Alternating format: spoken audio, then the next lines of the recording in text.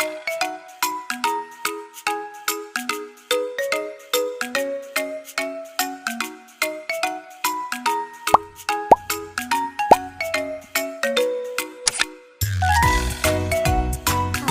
Assalamualaikum warahmatullahi wabarakatuh. Nama saya Nurani Alawiyah dari kelas F1 Manajemen dengan NPM 1020498. Kali ini kita memasuki pembelajaran komunikasi bisnis. Apa saja sih materinya? Yuk simak videonya. Komunikasi berasal dari bahasa Latin communico atau communicare yang berarti sama. Dan juga berasal dari kata bahasa Inggris communication, yaitu suatu pertukaran ide atau sebuah konsep antar dua orang atau lebih. Unsur-unsur komunikasi menurut Aristoteles, yaitu who's talking, what are you talking about, and who's listening. Ada pula unsur-unsur komunikasi lainnya, yaitu sender, message, channel, receiver, and feedback. Salah satu unsur yang paling penting ada feedback, karena feedback tersebut akan memberikan efek positif dan negatif bagi penerima feedbacknya. Feedback terbagi menjadi 3 bagian, yaitu positif, respon yang baik, dan ada pula negatif, respon yang sebaliknya, dan ada juga netral, respon yang tidak mengarah kepada keduanya. Jenis komunikasi terbagi menjadi 2. 1. Berdasarkan cara penyampaian, yaitu ada komunikasi tertulis, biasanya digunakan menggunakan pesan singkat, seperti melalui WhatsApp dan media sosial lainnya. Kemudian komunikasi lisan, merupakan suatu yang terjadi secara langsung dan tidak ada batas jaraknya, seperti komunikasi wawancara atau dua orang yang saling mengobrol. Yang kedua, berdasarkan ruang lingkupnya, yaitu komunikasi internal. Komunikasi internal merupakan komunikasi yang terjadi dalam ruang lingkup atau lingkungan organisasi atau perusahaan. Kemudian komunikasi eksternal, yaitu komunikasi yang terjalin antara organisasi atau organisasi dengan masyarakat dalam berbagai bentuk. Bisnis. Bisnis adalah kegiatan yang dilakukan oleh individu dan organisasi yang menciptakan nilai melalui produk barang dan jasa untuk memperoleh keuntungan dan memenuhi kebutuhan masyarakat. Komunikasi bisnis. Komunikasi yang digunakan dalam dunia bisnis mencakup berbagai komunikasi. Tujuan komunikasi bisnis yaitu untuk memberikan informasi, untuk melakukan persuasi, dan untuk melakukan kolaborasi. Unsur-unsur dalam komunikasi bisnis. Yang ke-1, tujuan. Setiap komunikasi pasti mempunyai tujuan. Yang kedua, pertukaran, yaitu yang melibatkan dua orang atau lebih. Yang ketiga, berisi informasi, merupakan isi pesan komunikasi tersebut. Yang keempat, menggunakan cara personal atau impersonal. Yang kelima, memakai simbol atau sinyal seperti menggunakan alat yang memudahkan untuk berkomunikasi. Yang kelima, mencapai target atau tujuan organisasi yang harus sejalan dengan perusahaan yang ditetapkan. Bentuk komunikasi. Bentuk komunikasi terbagi menjadi 2, yaitu verbal dan non-verbal. Verbal merupakan salah satu bentuk komunikasi yang lazim di dunia bisnis. Contohnya membuat atau mengirim surat pengantar ke suatu perusahaan.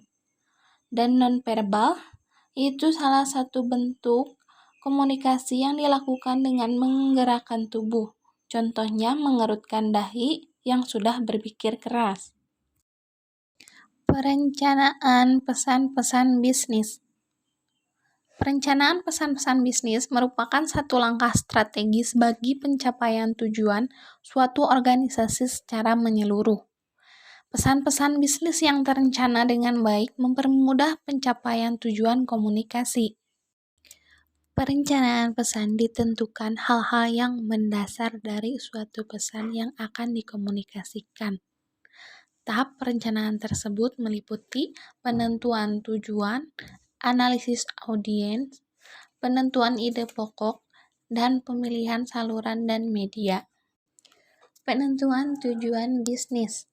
Pesan bisnis dapat menciptakan nilai tambah bagi perusahaan untuk dapat menciptakan goodwill, memiliki tujuan yang jelas, dapat diukur, dan tidak bertentangan dengan tujuan organisasi. Proses penyusunan pesan. Ada perencanaan pesan, penyusunan pesan, dan merevisi pesan. Rencana tujuan bisnis. Yang pertama, memberi informasi, yaitu memberikan info yang berkaitan dengan dunia bisnis kepada pihak lain. Yang kedua, memberikan persuasi kepada pihak lain agar apa yang disampaikan dapat dipahami dengan baik dan benar. Yang selanjutnya, melakukan kolaborasi antara seseorang dengan orang lain supaya mudah melakukan kerjasama bisnis antar perusahaan. Analisis penerima pesan. Salah satunya adalah mengembangkan profil audiens, yang dimana audiens yang sudah dikenal biasanya relatif lebih mudah dilakukan tanpa harus melalui penelitian yang rumit. Yang keduanya, mengenali penerima primer. Penerima terdiri dari beberapa orang, perlu dikenali orang-orang terpenting yang berpengaruh atau bertindak sebagai pengambil keputusan. Yang ketiga, menetapkan jumlah dan komposisi audiens. Yang keempat, mengukur tingkat pemahaman audiens. Dan yang kelima, memperkirakan reaksi penerima. Dan yang terakhir, memenuhi kebutuhan informasi audiens. Penentuan ide pokok. Cara yang dapat digunakan untuk menentukan ide pokok salah satunya adalah brainstorming, yaitu suatu cara menentukan ide pokok dengan membiarkan pikiran secara leluasa untuk mencari berbagai kemungkinan ide pokok, mempertimbangkan tujuan, audiens, dan fakta yang ada. Yang berikutnya, seleksi dan saluran media. Pesan-pesan bisnis harus sesuai dengan situasi yang ada. Ide-ide dapat disampaikan melalui dua saluran, yaitu saluran lisan dan tertulis.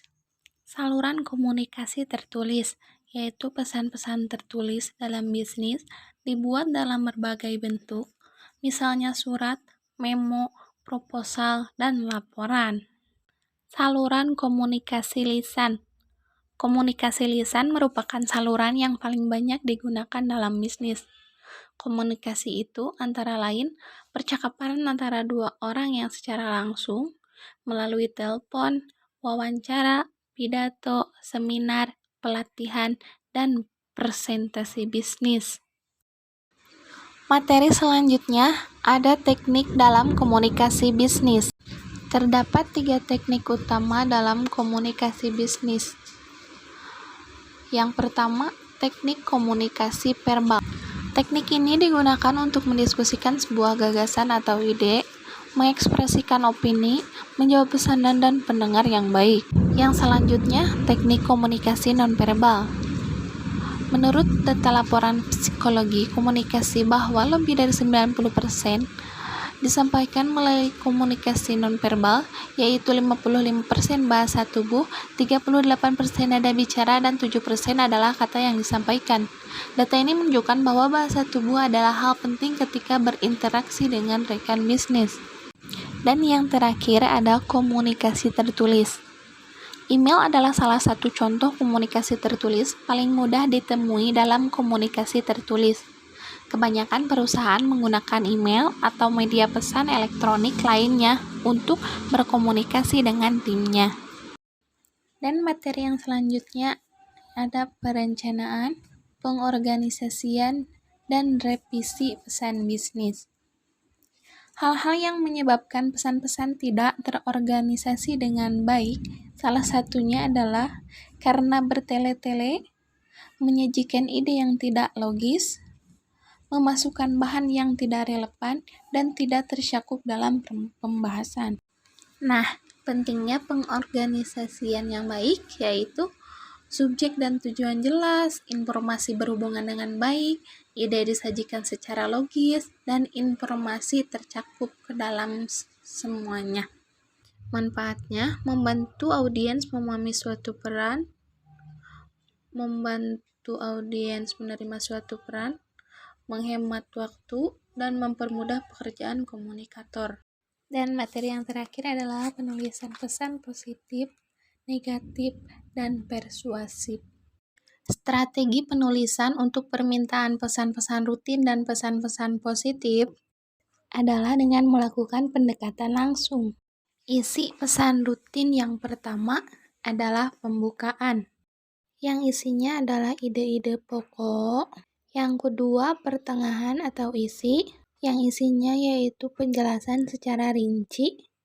Dan yang ketiga yaitu penutup, yang isinya mengingatkan kembali ide pokok yang mencakup pengorganisasian isi pesan tersebut. Isi good news pun sama, 1 pembukaan, 2 pertengahan atau isi, 3 penutup.